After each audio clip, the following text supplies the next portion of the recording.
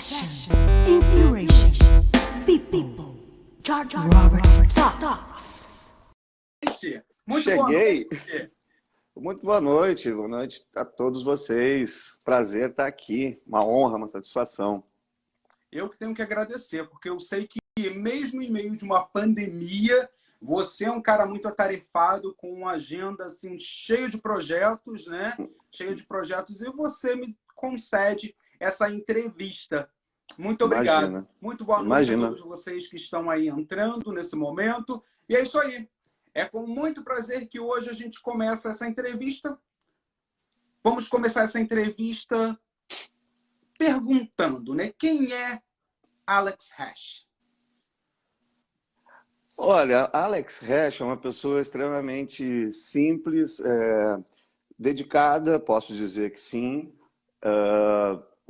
perfeccionista e me auto demais, assim, me cobro muito em relação a tudo que eu faço, né?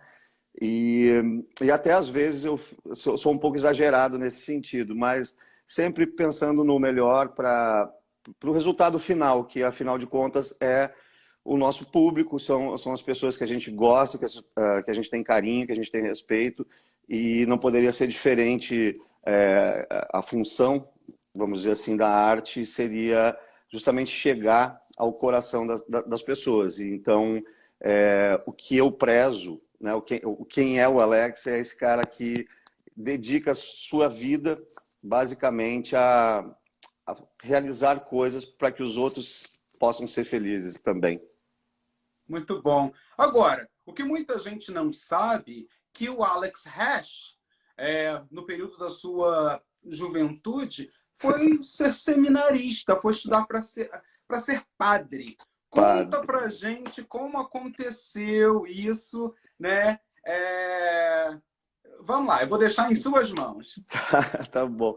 Então, eu realmente, assim, eu venho de uma família religiosa, né? Enfim, meu pai estudou muitos anos para ser irmão marista e a gente tem essa coisa, né? Sempre, né? Essa ligação. E aí eu fui fazer uma excursão que ele não pôde ir, eu viajei o Brasil numa peregrinação à Aparecida. Uhum. E nessa excursão de ônibus, né, foram 11 dias ou 13 dias, alguma coisa assim, não me lembro exatamente, eu acabei conhecendo dois seminaristas. Um deles, por acaso não, por sorte do destino, sou padrinho da filha dele até hoje, né? Então foi uma ligação muito, muito bacana. E eles me convenceram a ir ao seminário, a me dedicar a isso. E eu fui. Uhum. Só que lá, vamos dizer assim, eu não tinha a expectativa de que eu fosse me dedicar tanto àquilo, à fé, né? Eu tinha crises homéricas com 13, 14 anos, crises homéricas nos corredores, eu chorava, enfim, eu tinha uma coisa muito forte, eu queria ser aquela pessoa extremamente fervorosa, né, na fé. E por lá fiquei. Foi uma das melhores escolas da minha vida. Ali eu aprendi a conviver com todas as pessoas, né? Porque tinha agricultores, tinha pardos, negros, enfim, era uma junção de pessoas. E aquilo me fez entender o que é a igualdade, o que é, né, o mundo.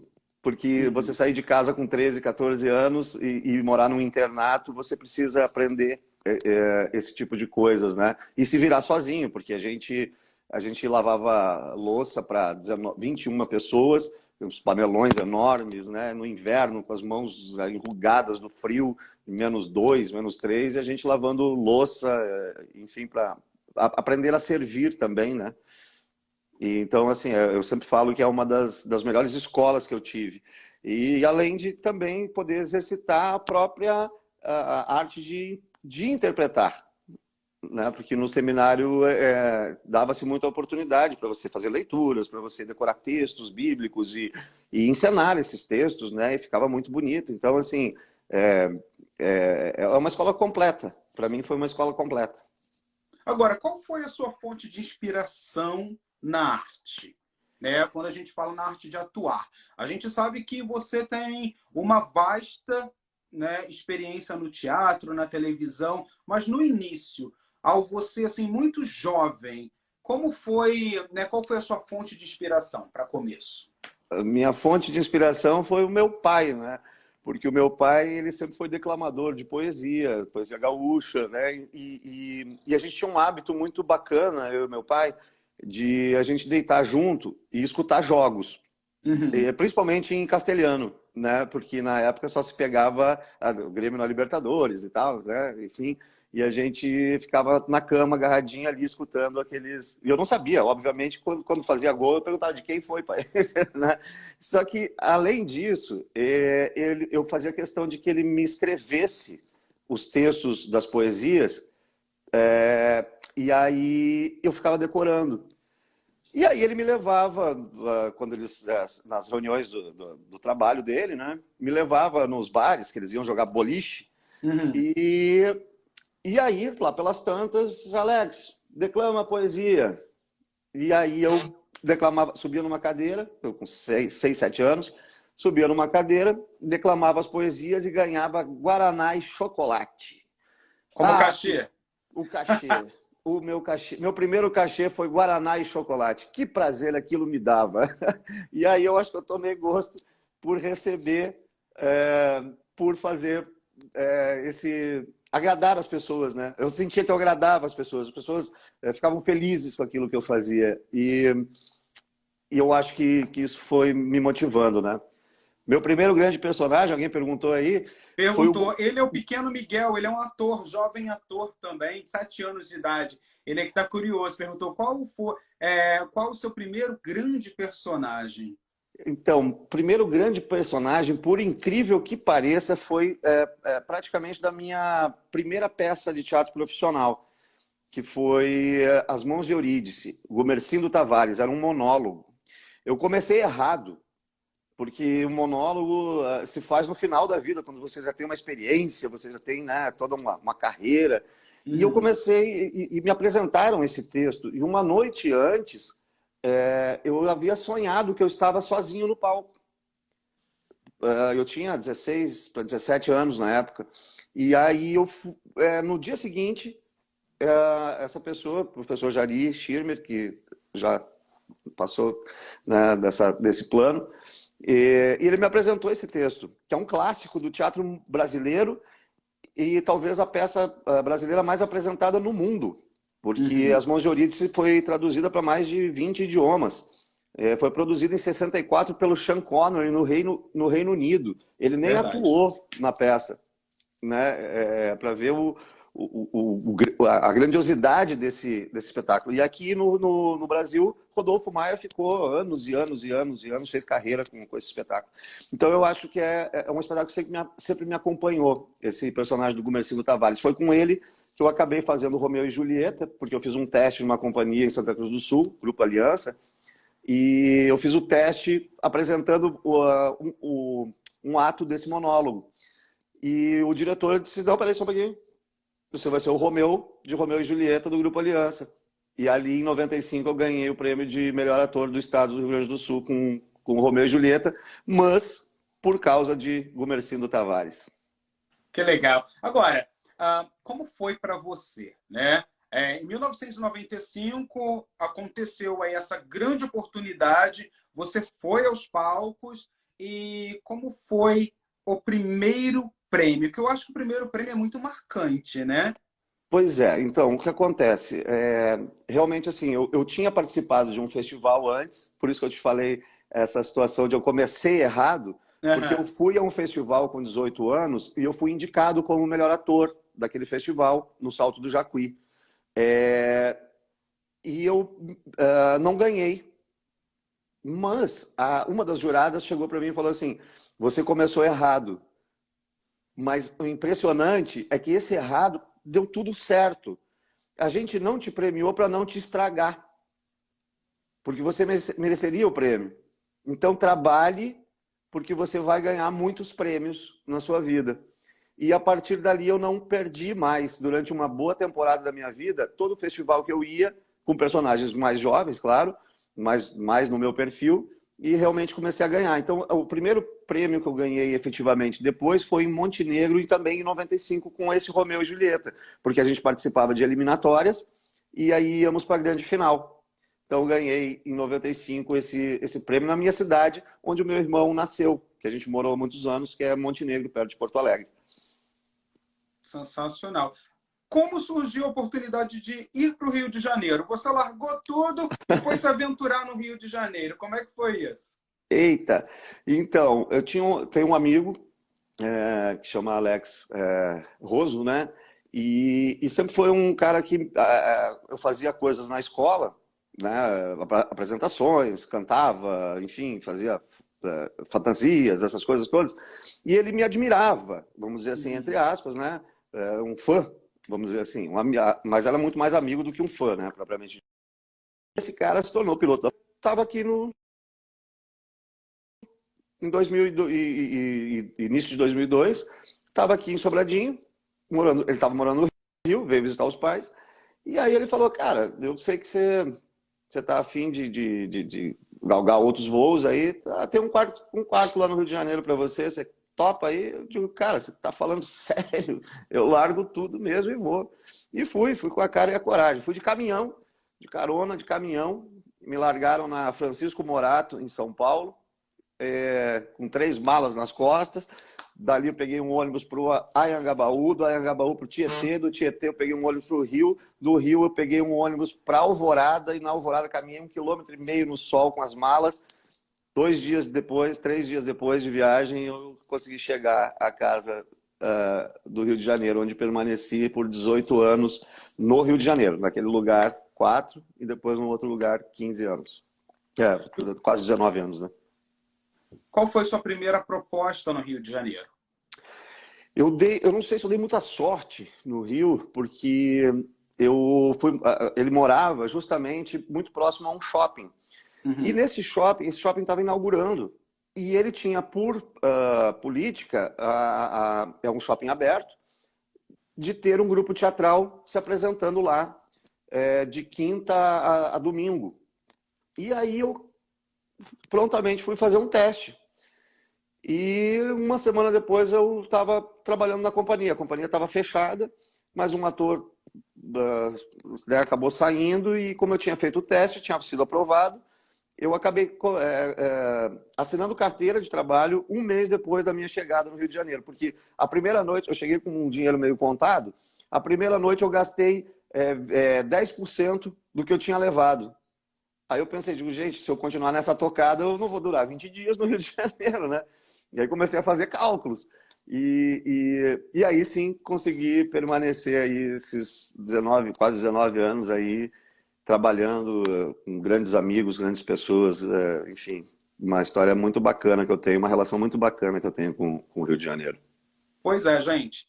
Por 19 anos no Rio de Janeiro, ele deu aula de literatura dramática, né? Na SATED, no Retiro dos Artistas, por 4 anos e também ficou aí por 10 anos na ETAM.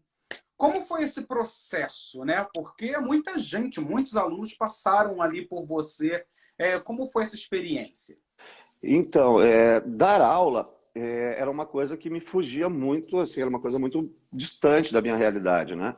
E aí um professor de lá, chamado Paulinho Aguiar, que eu fazia uma peça com ele simplesmente falou assim, não, senhor, o seu conhecimento... porque todos os espetáculos que eu fazia, que eu fiz clássicos, né, Romeu e Julieta, então eu tive que ler muito sobre Shakespeare, fiz comédia dell'arte em seguida, então eu estudei clown, mímica, enfim, bufonaria, uma série de coisas. Então eu comecei a estudar muito para poder fazer os espetáculos que eu estava fazendo. E aí esse Paulinho, um dia ele falou, cara, você precisa dar aula, né? Porque o conhecimento que você tem, ele precisa ser passado. Então, assim, eu não tinha uma formação, mas eu tinha informação. E aí foi onde eu fiz a entrevista com o Guti Fraga, que é diretor do Nós do Morro, né? E o Guti falou assim, você tem certeza que você vai conseguir dar todo esse conteúdo aqui em 6 meses? Eu digo, eu pretendo. E ele, você sabe que tem gente com faculdade querendo essa vaga, né? Eu falei, eu devo imaginar. Ele, mas eu vou te contratar porque tu não tem só a experiência do conteúdo, mas você tem a experiência do palco. E isso foi muito relevante para mim, assim, foi muito interessante de ouvir isso de um cara como Guti Fraga, né? E aí passei a trabalhar no Retiro dos Artistas. E por muito orgulho, muitos atores que passaram por lá hoje trabalham no mercado aí com excelência, né? Então, assim, a minha felicidade é de vê-los trabalhando, né? Porque eu não dei aula para mim, eu dei aula para eles, né? Verdade. E a felicidade de um professor é quando o seu pupilo alcança grandes voos, né? Bom você falar sobre isso, né? Porque tem muita gente, né? Jovens atores, cantores, pessoas assim amantes da arte, que não sabem o como a educação é importante, o como estudar o teatro, o como estudar literatura dramática é importante, né? Então, assim, nesse nosso papo, quando você fala desse valor educativo, é muito bom, porque as pessoas começam a analisar como a educação, né, se torna um passaporte para a liberdade, né? A pessoa tem liberdade de ser e fazer aquilo que quer. Ela te né? transforma, né? O conhecimento te transforma. O conhecimento em literatura dramática, ele não vai necessariamente te fazer um bom ator. Uhum. Não. Uma coisa é a sua performance, o seu acting, né? Em cena. Outra coisa é o que você sabe. Agora, se você souber o que você está fazendo, quando você faz direito, a consistência é muito maior. Você se apropria muito mais daquilo que você está realmente exercitando, né? Então, quando a gente fala, o conhecimento é importante, ele não te transforma, ele não te faz um bom ator, mas ele te faz apropriar-se daquilo que você está fazendo bem, né? Muito bom.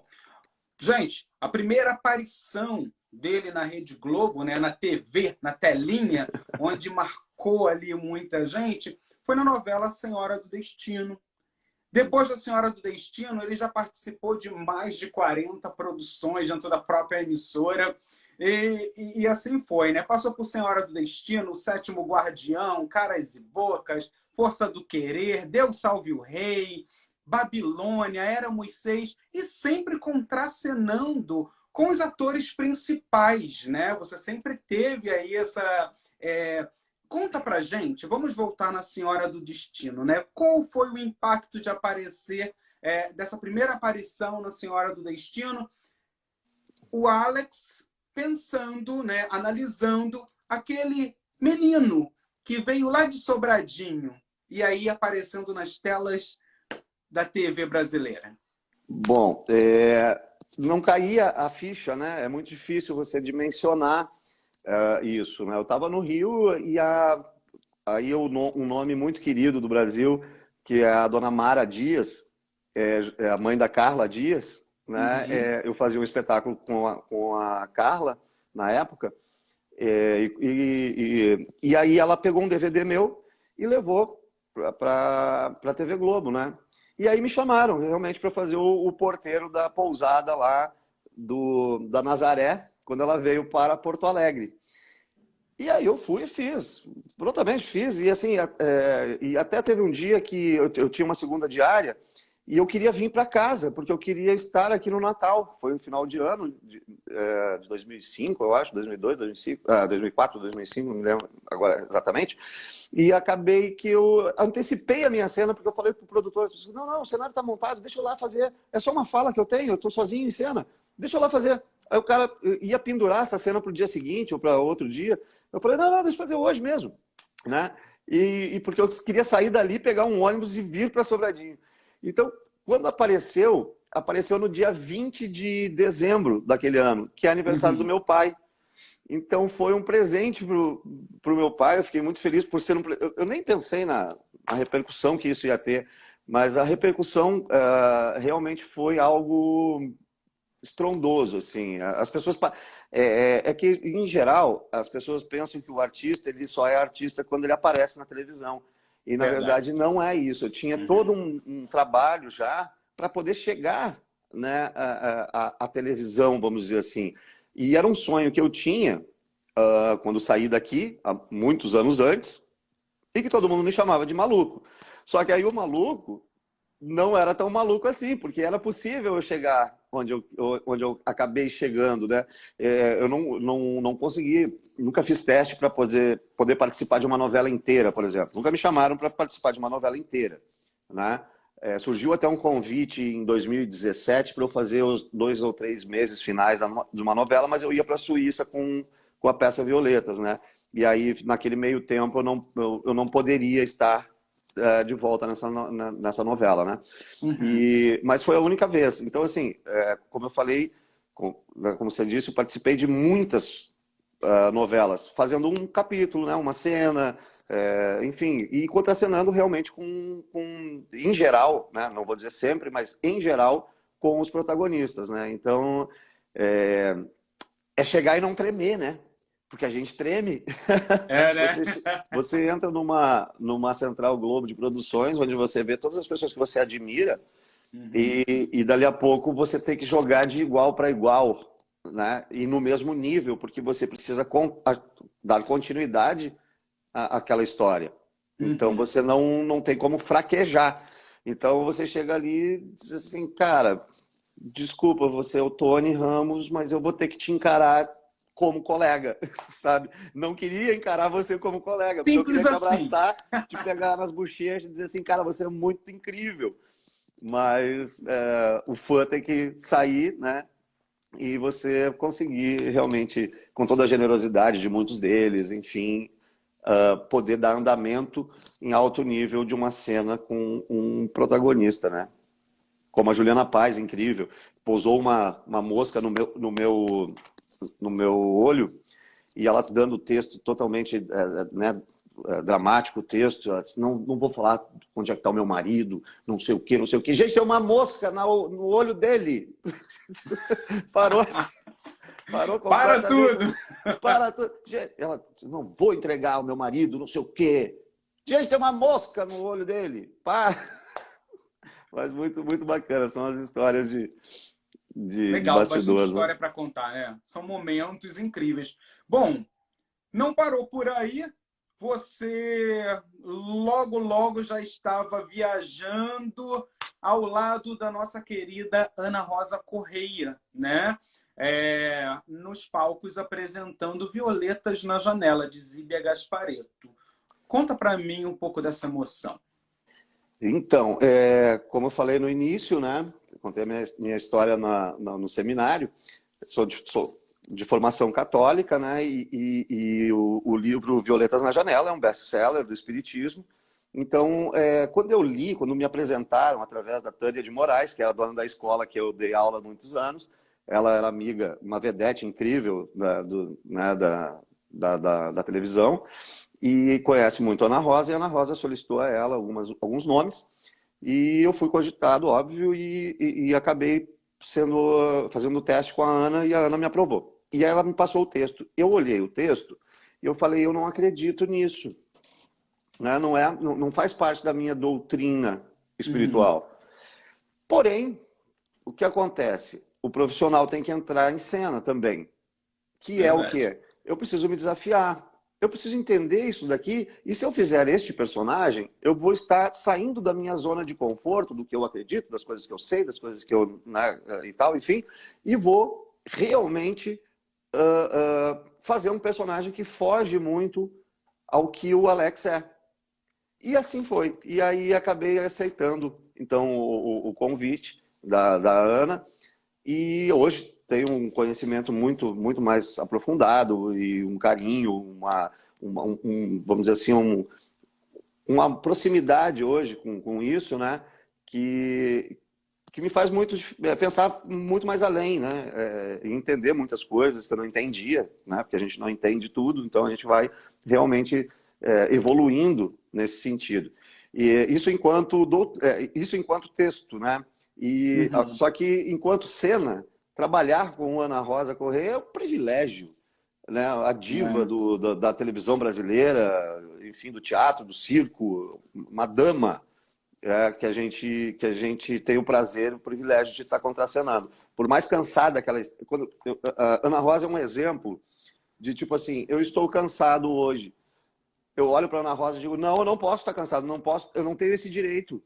Porque ela faz tudo, corre o dia inteiro. Ela chega antes de entrar em cena, me dá a mão, diz assim, ai, meu filho, eu tô cansada hoje.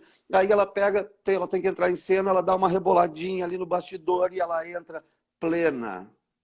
Assim como se estivesse andando em águas, né? De tão impressionante que é Ana Rosa entrando em cena. Muito legal. Pois é, né? Essa experiência vasta que você tem. Com isso tudo, você decidiu em 2014 ainda se arriscar mais ainda, escrever um filme, A Cerca, né? Você começou ali. Como surgiu a ideia? Vamos falar agora desse seu projeto, né? A Cerca. Como surgiu a ideia de começar a desenvolver a Cerca? Fala isso. Valeu, Xande! Tem um monte de gente aí mandando abraço. Quero mandar um abraço para todo mundo aí. Manda meus abraço amigos, meus para todo colegas, mundo. meus queridos aí. Meus primos aí, um monte de gente. Então, a Cerca, na verdade, assim, eu estava pensando nessa coisa que eu te falei antes, em relação a fazer só participações. Você entra, você tem uma atenção diferente, né? Uma responsabilidade diferente e tal, enfim. Não que você não tenha responsabilidade se você estiver lá o tempo todo, mas de uma pessoa que chega de fora, né? E aí, sabe aquele dono do campinho que compra a bola e ele só joga se ele só libera a bola se ele jogar? Uhum. Eu resolvi fazer isso. Okay. Comprar minha bola, alugar o meu campinho e se eu não jogar, eu não quero, não empresto a bola, né? Porque eu fazia muita coisa, fiz muita coisa, né, relativamente pequena e que não estava me satisfazendo mais enquanto artista, né? A não ser no teatro. E aí eu resolvi, eu preciso escrever alguma coisa, Eu comecei com outros títulos, outras coisas e tal, não sei o quê. E um belo dia, eu deitei pós-almoço e sonhei com esse nome. Esse nome me veio num sonho e eu acordei, cheguei para minha esposa e falei, A Cerca. Ela, o que é isso? Eu digo, o texto, o roteiro. Aí ela, então vai pro quarto e escreve. Aí eu fui pro quarto e ali saíram 10 páginas de história, né? E aí eu comecei a escrever. Aí eu chamei o Luiz Rangel, que é um grande amigo, e ele acreditou no projeto, a gente escreveu mais alguma coisinha e eu passei a me dedicar a escrever. Eu não tinha o menor conhecimento do que é escrever um roteiro para cinema, é óbvio, né? Mas eu consegui colocar lá umas, sei lá, 50 páginas e entreguei isso para uma produtora, para a Media Bridge, e eles leram e eles gostaram, não do roteiro em si, mas da história. Uhum. Opa, isso dá samba, né? E aí foi indo, o tempo foi passando, a gente foi, né, correndo atrás de captação, não sei o quê, e aí chegou na mão de um cara muito incrível também, que é o Raul Guterres, que é um cara que estudou em Hollywood, e o Davi Hall, que é um dos roteiristas de Ilha de Ferro, enfim, da TV Globo, né? Um roteirista lá. E os dois adaptaram essa história e transformaram num roteiro filmável, né? Que a gente chama isso. Nem toda história ela é filmável, né? Então, assim, eles transformaram num roteiro filmável. E graças a Deus, ano passado foi rodado, né, pelo menos 98%, porque 2% por conta da pandemia acabou ficando para a gente finalizar a posteriori, né? Mas assim, um elenco maravilhoso, Leona Cavalli brilhando, Zé Loreto, Leandro Lima, Jonas Bloch, Sir Jonas Bloch, né? Marcelo Novaes, enfim, um elenco maravilhoso. E direção do Papinha, né, do Rogério Gomes. Uhum. Ou seja, uma história daquele menino que você falou antes, que saiu de Sobradinho, foi rodada por essas pessoas aí, né? Todos esses nomes incríveis aí que eu citei. Bom, e você também, né? No filme, fazendo o personagem Lauro em homenagem a seu pai, mais uma vez, né? Existe uma ligação muito forte aí, né? Pai e filho. Conta aí pra gente como surgiu aí Eu Vou Ser o Lauro. Vamos lá, vamos falar desse personagem Lauro do filme A Cerca. Na verdade, assim, eu fui escolhido para fazer este personagem, né? Não foi uma coisa que eu defini. Na verdade, eu tinha uma outra... Era para ser um outro personagem, acabou indo e vindo, e calhou de realmente eu sobrar esse personagem. Eu tinha nas reuniões de roteiro e coisa, eu tinha pedido ao Raul e ao Davi que mantivessem 2 nomes, pelo menos, que era Lauro, que o nome do meu pai é Jacob Lauro, né? Uhum. E Dora, porque o nome da minha mãe é Aldorema, mas todo mundo chama ela de Doda, enfim, Dora. Então eu pedi que mantivessem pelo menos esses 2 nomes, e eles mantiveram. E aí calhou de realmente eu conseguir ser escolhido para fazer esse Jonas Bloch, né, o seu Lauro mais jovem, que é uma cena-chave do filme, inclusive, né? Então, assim, foi uma honra poder não só fazer o seu Sir Jonas mais jovem, mas ser o seu Lauro, né, em homenagem ao meu pai. Então, assim, vai ficar eternizado na história essa homenagem que presto a ele em vida, né? Com tantas oportunidades, com tantas participações, com essa experiência bem vasta no teatro, Só um TV. pouquinho, deixa eu dar um beijo pro pessoal lá do Teatro Raul Cortez, lá, que eu fiz Camas Redondas com Ana Rosa lá também, e Violetas também, tive bastante tempo lá. Um beijo para vocês. Tem um monte de Legal, gente. legal. Um Tem beijo. sempre alguém aqui te mandando um beijo, um abraço, umas perguntas aqui. Bom, gente, foi assim, né? Eu recebi, quando nós colocamos, né, o flyer no Instagram, começou a encher o inbox de tantas perguntas, né? Mas, infelizmente, eu não consigo fazer 27 perguntas do meu inbox. Mas vocês podem, com certeza, né? Vai ali no Instagram, né? Alex Hash Oficial, e manda para ele, pergunta se você tem a curiosidade, quer aprender mais, né, sobre esse universo, esse mundo da arte, né? Atuar, viajar, conhecer outros países, né? Se permitir a conhecer outros mundos, outros horizontes. Faça sua pergunta para o nosso querido Alex Hash Oficial. Né? Assim Pode mandar lá. É só mandar lá. Bom, vamos lá então, né? Eu sei que chegando para uma rapidinha, que nunca é uma rapidinha. Comigo é meio difícil. Contigo é meio difícil sair uma rapidinha, mas vamos lá. Me dá um nome. No nosso meio, Tony Ramos. Para mim é uma referência. Um momento. O momento está com meus pais. Um lugar. Sobradinho. Uma música. Não tenho como dizer uma música, falo de uma obra, Raul Seixas. Ponto. Cátedra inteira. Legal. Bom. Então não preciso nem falar do cantor. Vamos lá, então. Uma fonte de inspiração. Uma fonte de... Família. Um livro. No ator, não posso dizer teria que dizer alguns, mas para esse momento, O Alienista, de Machado de Assis. Um livro. O Alienista, de Machado de Assis, Simão Bacamarte. Vamos lá. Uma palavra que defina Alex Hash. Desculpa. Trabalho. Uhum. Deus. Deus. Em uma palavra? Fé. Uma mensagem. O que você diria hoje? Com o sucesso que você tem, um homem respeitado no meio, um homem um ator, produtor, roteirista, que é admirado por muitos colegas de trabalho, e tem muitos jovens também que se inspiram em você. O que você diria para esses jovens que estão iniciando nessa carreira que a gente sabe que é muito difícil? O que você diria a eles? Eu diria que é necessário você não só ser um entusiasta da arte, você precisa conhecer a arte como um mercado e você ter que se produzir. Né? Não espere dos outros, faça você, mas tenha consciência e um mínimo de autocrítica, porque às vezes a gente acha que ser artista é sublime e superior a muita coisa, e não é. É igual a um médico que estuda, igual a um advogado que estuda, nós também precisamos estudar, nos aprimorar, nos aperfeiçoarmos e termos autocrítica.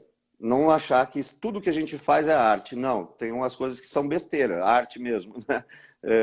Mas a gente entender o que o público espera de nós, o que ele precisa, né? Porque o artista, ele faz para alguém algo que precise, que atinja o coração. Então, para quem você está fazendo isso? Olhe para essa pessoa com carinho e aí você vai ter sucesso. Muito bom, sensacional. Pois é, gente. Nosso entrevistado da noite, né? Através muitos e muitos papos até a gente montar, sabe, para eu conhecer mais sobre ele. Uma coisa que me chamou muito a atenção na história do Alex Hash é como ele fala com muito carinho, primeiro, de onde ele vem, e segunda, das dificuldades que ele passou lá no início da carreira para ter aquele dinheiro para pagar o almoço do dia, né? É uma coisa que muita gente não sabe, mas o artista passa por toda essa dificuldade, né? E quando chega na televisão, as pessoas falam assim: ah, é o artista. Não, mas existe uma história, né? Todos nós carregamos uma história, todos nós somos um mundo diferente. E hoje é com muito prazer que eu revelo aqui, né, junto a ele, esse universo que se chama Alex Hash. Parabéns, meu querido, pelo artista que você é, pela pessoa que você é, né? Pela história que você tem. É muito inspiradora. E que não pare só, né? Na última novela que você fez agora, que Éramos Seis, né? Que foi a última novela que estava sendo reprisada agora, né? Que não pare ali e que não pare também, né, assim, na memória das pessoas só os outros personagens que você fez, mas que venha muito mais, né? Amém. E que também não pare só no Acerca, porque a gente sabe que todo ator, todo artista, diretor, produtor, ele sempre tem, né? Ele sempre tem um projeto. Tem algum projeto chegando por aí? Na verdade, antes fizeram uma pergunta aqui se eu tinha, o que eu fiz na pandemia. Então eu queria esclarecer que, como na Cerca, eu não consegui fazer o roteiro efetivamente, né, completo, eu me dediquei a estudar como fazer roteiros. Então, assim, durante a pandemia, foi um período que eu tirei justamente para escrever. E aí eu escrevi, eu tenho sim uns 4 projetos aí que estão em andamento. Um deles, inclusive, é com o Márcio da Rocha, que você entrevistou há um tempo atrás. Ele não quis falar o nome do produto, mas porque eu tenho esse registro, né, dos direitos, e eu quero muito trabalhar com ele, e a gente está desenvolvendo esse roteiro juntos. E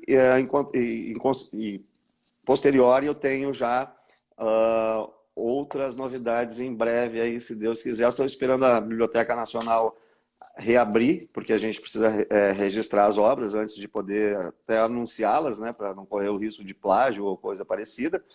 Então, muitos roteiros aí do audiovisual. O audiovisual me pegou, me fascinou, e realmente é um mercado, é um desafio novo. Eu sou movido a desafios e eu quero cada vez mais agora outros caminhos também.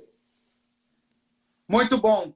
Bom, tem aí o pequeno Miguel perguntando aqui, tem projeto com criança? A criançada tá...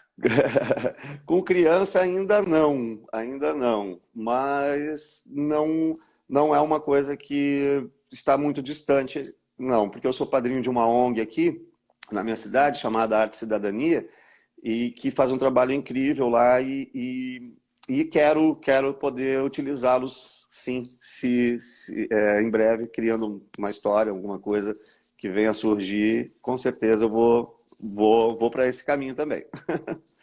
Muito bom, legal. É isso aí, gente.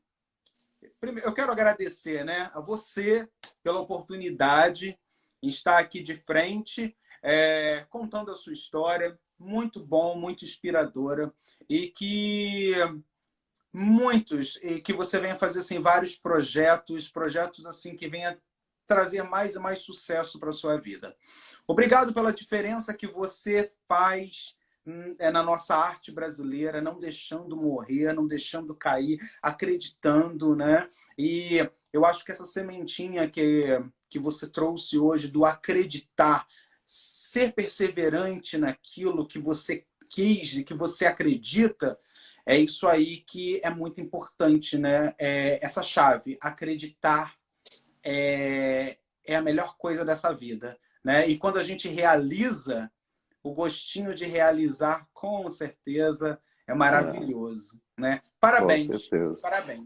Obrigado, eu que te agradeço aí, agradeço a todos que estiveram com a gente aqui ao vivo e todos que vão estar vendo, de repente, a reprise aí, deixar o meu carinho, meu abraço, dizer que realmente eu vejo a arte como um instrumento de transformação, né? Sem essa revolução a partir do conhecimento e a partir do que você toca nas pessoas, não há crescimento, né? Você fica estagnado. Então, eu sou grato também por fazer o que eu faço e poder tocar tanta gente, né? E transformar.